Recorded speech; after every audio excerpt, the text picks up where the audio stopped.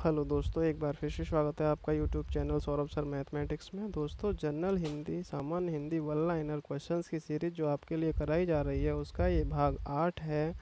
इसमें 50 क्वेश्चंस को फटाफट अंदाज में कवर किया जाएगा, तो दोस्तों वीडियो को स्किप ना किया करें और पूरा देखा करें वीडियो को। इसमें बहुत ही महत्वपूर्ण क्वेश्चंस को रखा गया है। दोस्तों, यदि आप UP TET, C TET, super TET, SSC GD, SSC SI, BEd entrance exams आदि की तैयारी कर रहे हैं तो यह वीडियो आपके लिए बहुत ही महत्वपूर्ण होने वाला है। तो दोस्तों, यदि वीडियो अच्छा लगे तो लाइक करें, शेयर करें, कमेंट करें और इस तरह के वीडियोज़ पाने के लिए हमारे चैनल को सब्सक्राइब कर पास में आए बेल आइकन को अवश्य दबाएं, जिससे कि आपको हमारी वीडियो का नोटिफिकेशन मिल सके। स्टार्ट करते हैं वीडियो को। जिन शब्दों के अंत में अ आता है उन्हें क्या कहते हैं? तो अकारांत कहते हैं। अगला प्रश्न है, हिंदी वर्णमाला में अयोगवाह वर्ण कौन से हैं? तो अंग, छोटी अंग, बड़ी अंग वर्ण अयोगवाह वर्ण हैं। अगला प्रश्न है, हंस में लगा चिन्ह कहलाता है? तो ये चिन्ह दे रखा है आपको, ये हंस में लगा चिन्ह हो तो अनुस्वार कहलाता है। इससे अगला प्रश्न की तरफ चलते हैं। चांद शब्द में लगा ये वाला चिन्ह जो होता है चिन्ह कहलाता है तो अनुनासिक चिन्ह कहलाता है। अगला प्रश्न है, भाषा की सबसे छोटी इकाई क्या है? तो भाषा की सबसे छोटी इकाई वर्ड कहलाती है। अगला प्रश्न, जिन शब्दों में किसी प्रकार का विकार या परिवर्तन नहीं होता उसे क्या कहते हैं? तो उसे तत्सम कहते हैं। अगला प्रश्न है, कार्य के होने का बोध कराने वाले शब्दों को क्या कहते हैं? तो क्रिया कहते हैं। इससे अगला प्रश्न है, भाषा के शुद्ध रूप का ज्ञान किससे होता है? तो व्याकरण से भाषा के शुद्ध रूप का ज्ञान होता है। और इसमें एक बात और बता दी जाए कि व्याकरण क्या है। तो भाषा के शुद्ध रूप का ज्ञान कराने वाला जो साधन है वह व्याकरण कहलाता है। अगला प्रश्न है, विशेषण जिस शब्द की विशेषता बताता है उसे क्या कहते हैं? तो उसे विशेष्य कहते हैं। इससे अगला प्रश्न है, हिंदी में लिंग का निर्धारण किससे किया जाता है या किससे होता है? तो संज्ञा से लिंग का निर्धारण होता है। अगला प्रश्न है, क्रिया का मूल रूप क्या होता है? तो धातु क्रिया का मूल रूप होता है। अगला प्रश्न है, सर्वनाम के साथ प्रयुक्त होने वाली विभक्तियां होती हैं तो संश्लिष्ट विभक्तियां सर्वनाम के साथ प्रयुक्त की जाती हैं। अगला प्रश्न है, हिंदी में कारक चिन्ह कितने होते हैं? तो हिंदी में कारक चिन्ह 8 होते हैं। कर्ता ने कर्म को कर्ण से संप्रदान को के लिए अपादान से अलग होने के संबंध में आदि। अगला प्रश्न है, जबकि संस्कृत भाषा में कारक चिन्ह 7 होते हैं और हिंदी में कारक चिन्ह 8 होते हैं। अगला है, संज्ञा कितने प्रकार की होती हैं? तो संज्ञा 5 प्रकार की होती हैं। एक व्यक्तिवाचक संज्ञा, दूसरा जातिवाचक संज्ञा, तीसरा भाववाचक संज्ञा, चौथा समूहवाचक संज्ञा और पांचवा द्रव्यवाचक संज्ञा। तो संज्ञा 5 प्रकार की होती हैं। अगला प्रश्न है, वे शब्द जो विशेषण की विशेषता बताते हैं क्या कहलाते हैं?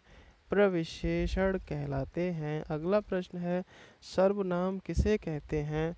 आपको इसका डेफिनेशन देना है। तो सर्वनाम वे शब्द हैं जो संज्ञा के स्थान पर प्रयोग में लाए जाते हैं, जैसे यह, वह, वे, उनका, इनका, इन्हें आदि। अगले प्रश्न की तरफ चलते हैं, सर्वनाम के कितने भेद होते हैं? तो सर्वनाम के कितने भेद होते हैं? 6 भेद होते हैं। नंबर 1 पुरुषवाचक सर्वनाम, दूसरा निश्चयवाचक सर्वनाम, तीसरा अनिश्चयवाचक सर्वनाम, चौथा प्रश्नवाचक सर्वनाम, पांचवा संबंधवाचक सर्वनाम, छठवां निजवाचक सर्वनाम। अगले प्रश्न की तरफ चलते हैं, क्रिया किसे कहते हैं? तो क्रिया किसे कहते हैं ये देखेंगे। तो जिस शब्द से किसी काम के करने या होने का बोध होता है उसे क्रिया कहते हैं।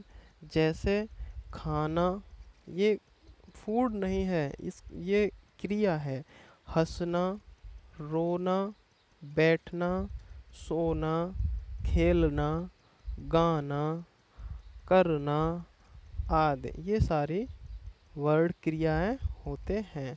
अगला प्रश्न है क्रिया मुख्य रूप से कितने प्रकार की होती हैं? तो मुख्य रूप से क्रिया दो प्रकार की होती हैं। नंबर 1 अकर्मक क्रिया और नंबर 2 सकर्मक क्रिया। अगला प्रश्न है काल कितने प्रकार के होते हैं? तो काल 3 प्रकार के होते हैं। नंबर 1 वर्तमान काल, नंबर 2 भूतकाल, नंबर 3 भविष्यति काल। अगले प्रश्न की तरफ चलते हैं। ये सीटी वाला शाह है। श व्यंजन का उच्चारण स्थान कौन सा है? तो तालु स व्यंजन का उच्चारण स्थान है। अगला प्रश्न है वर्ड, व वर्ड का उच्चारण स्थान कौन सा है? तो दंत्य धन ओष्ठ व वर्ड का उच्चारण स्थान है। अगला प्रश्न है ड का उच्चारण स्थान क्या है? तो ड का उच्चारण स्थान कंठ होता है।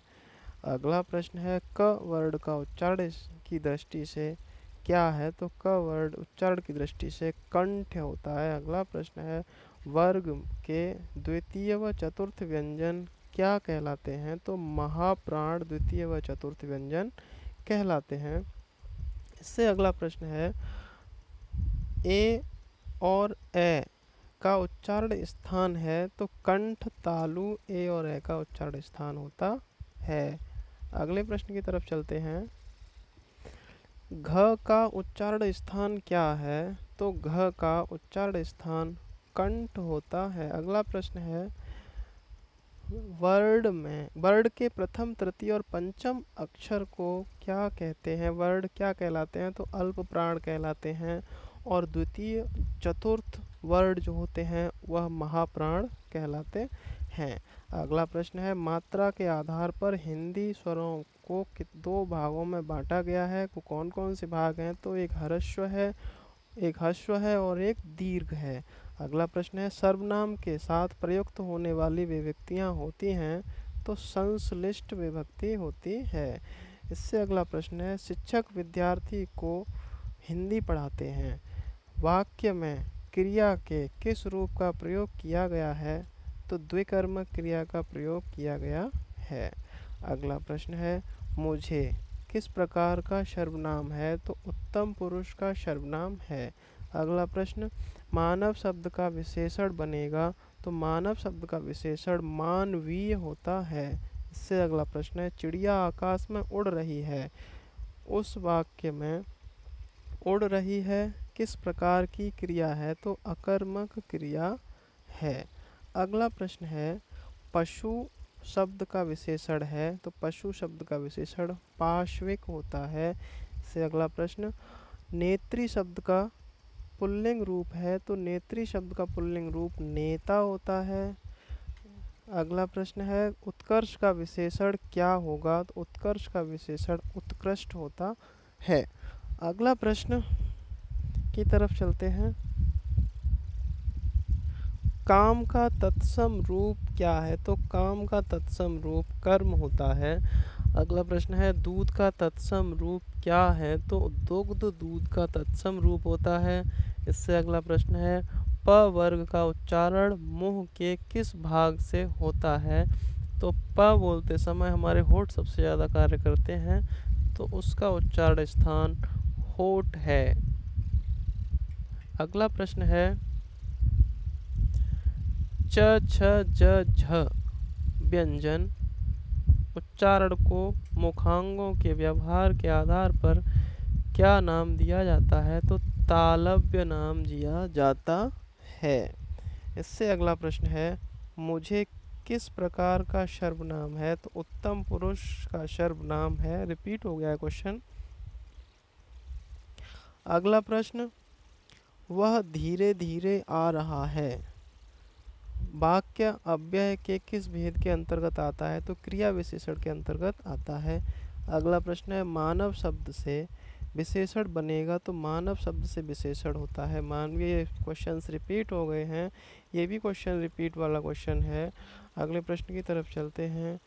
बुढ़ापा भी एक प्रकार का अभिशाप है।